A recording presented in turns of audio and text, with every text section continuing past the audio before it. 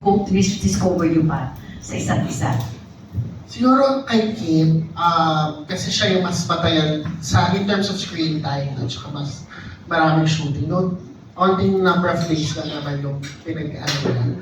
Siguro kay Kim, it's more of yung depth, yung lalim ng sa pag-arte, sa paghugot ng emosyon. Kaya super challenging din kasi yung pelikula kasi hindi lang siya comedy.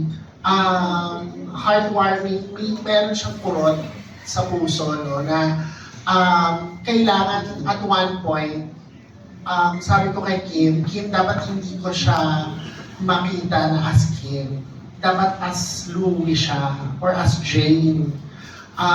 Hindi siya as Kim. Lalo na hindi siya as yung katulad nung ginawa namin nung An-XU. Para totally different. And yung dedication niya dun sa role, no, sa pagganap dun sa character, yun naman yung in-admire ko, no. Lalo na kasi mahilig ako sa mga, as a drama, ano talaga ako, mahilig ako sa drama enthusiast talaga ako. I mean, mahilig ako sa mga drama films. Kaya nung ginagawa namin to, kumakamotivate naman kami sa isa't isa. Wagas din, no? So yun. So, kay Jen naman, it's always fun to work with him. Very generous. Palaging, mas wala rin yung walls. Mas, kumbaga, kaya na namin magbiruan sa isa't isa. Lalo na with the same, we also did it with the same crew.